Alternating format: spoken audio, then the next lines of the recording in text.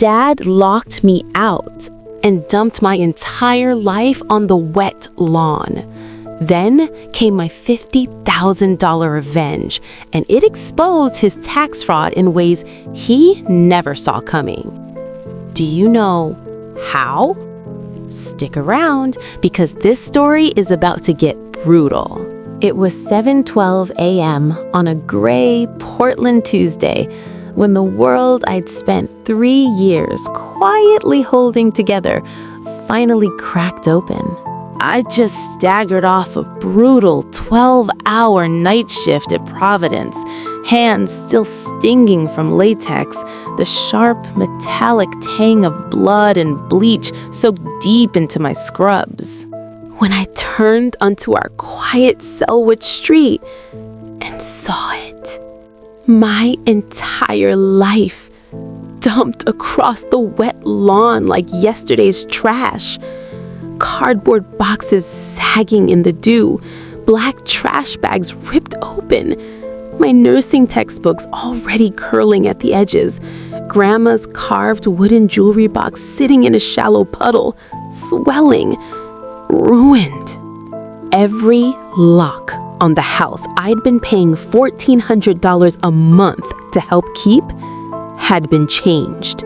New brass deadbolts glinting coldly in the morning light. My key slid uselessly into the cylinder. Nothing. Then my phone buzzed once. One text from my father. "Your room is Nora's now. Come get your stuff from the lawn. Don't make a scene." Wounded, my voice cracking slightly. No call, no warning, no conversation. Just those words staring back at me while the neighbor's sprinkler hissed like it was mocking me, and my heartbeat slammed against my ribs. Frozen realization, slow and heavy. I stood there, stethoscope still looped around my neck like some cruel joke, understanding in that exact second that the man who raised me had waited for me to leave for work, guaranteed 12 hours away so he could erase me from my own home. But here's the part he never saw coming. Every single one of those $1,400 payments I'd sent him for 3 straight years had the word rent typed right in the Zelle memo line.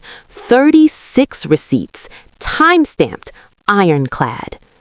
And somewhere in the shadows of that betrayal, a much bigger storm was already gathering, one that would drag his secrets into the open and make him regret ever touching that lock.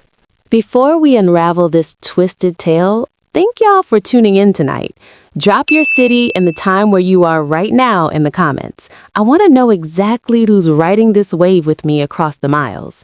Smash that like button if you're hooked on justice served ice cold, and subscribe so you never miss when the underdog finally bites back hard. All right, let's rewind to that rainy Portland dawn. I'm Stella Young, 28, night shift ER nurse at Providence Portland Medical Center. I moved back home 3 years ago, fresh out of nursing school, not because I couldn't swing rent on my own, but because Dad, Harlan Brooks, cornered me over Sunday brunch. Why feed strangers when family needs you? It seemed smart back then. I was 25, diving headfirst into overnights, surrounded by the steady hum of monitors and that sharp, clean sting of antiseptic. I craved stability, a full fridge, free laundry, someone who had my back.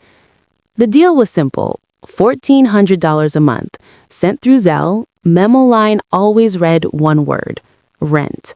Way over market for just a room in Portland, but I told myself it was family. Helping the mortgage, being the dutiful daughter.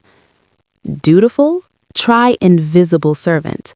I'd drag myself home at dawn after shift, brew coffee so the bitter steam filled the kitchen, fry eggs with that sharp sizzle bouncing off the tiles, set the table by 7:30 sharp.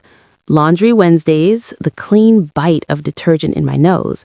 Bathroom Saturdays, scrubbing till my knuckles burned raw. Trash duty, because forgetting once meant maggots in the bin. Thanks? 0. 3 full years, not a single whisper of appreciation. And my sister Nora, 25, room right across the hall, paid exactly nothing. I asked Dad once, voice low, TV blaring in the background. "She's blooming late, Stella. Don't nitpick." I swallowed it like the bitter pills we hand out at work, told myself it was temporary. Then came Nora's February engagement. Fiancé Lucas Reed, 26, tech sales at Intel in Hillsboro, dropped to one knee amid clinking glasses at some trendy brewpub. Nora's Instagram lit up like fireworks. Dad beamed brighter than I'd ever seen, like she'd personally invented fire. Party planning kicked into high gear. 40 guests, twinkling string lights, custom cake. He repainted the entire living room himself. Misty blue, rollers sloshing, whistling off-key. Years earlier, I'd begged him to patch the leaky brown stain on my bedroom ceiling. Rain dripping musty every night, invading my sleep. Later, he said. Later never came. Now, precision work, crisp painter's tape, fresh latex smell still hanging in the air. Nora sauntered past while I vacuumed for the big bash. "Stella, whip up those prosciutto-wrapped dates. You're ace at party bites." Not help, not thank you, just ace. I nodded. I always did. The week before the party, I came home from shift, eyes gritty, bone tired, and found Dad standing in my doorway, tape measure snapping open and shut. Measuring for what? Storage ideas. He snapped it closed, brushed right past me. Storage. Tense, heart starting to race. Tuesday, March 17th, clocked out at 6:55 a.m. after a brutal shift. Midnight stabbing, elderly fall with shattered bones. My hands had stayed rock steady through it all, but they quivered the second I turned onto our Selwood street. Boxes, black trash bags split open and bulging, my laundry basket overturned, favorite scrubs smeared in wet grass. The front door, new deadbolt gleaming like a knife in the morning light. My key wouldn't even slide in. Phone buzz. Dad's text. "Room's Nora's now. Stuff's on the lawn, no drama." Read it twice, heart slamming like every ER alarm I'd ever heard. Then Mom, Sylvia, text. "Darlin', Dad thinks it's best." Best? I sat on that icy front step, stethoscope heavy around my neck like a noose, watched Grandma's carved wooden jewelry box swell in a puddle. 12 long minutes ticked by. And then the dutiful daughter finally snapped. No pounding on the door, just cold math in my head. 3 years, 36 payments, $1,400 each, $50,400 for a room that was now Lucas's home office. No warning, no refund. My savings, $2,300, barely enough for first and last in Portland's insane rental market. 1 in 3 women here faces housing instability after family fallout. That statistic just poured gasoline on the fire inside me. Graduation album, Grandma pinning my cap, pages curling wet on the lawn. Phone rings. Dad's voicemail. "Stella, chill. Grab your stuff before the neighbors start gossiping and skip calling Grandma. Her business ain't this." He'd planned it, timed it perfectly during my 12-hour shift while I was staunching wounds and holding lives together. Something inside me switched.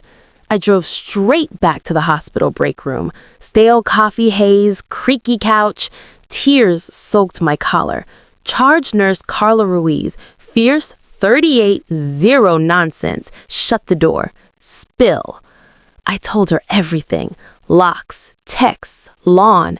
No pity in her eyes, just one question. Zelle memos?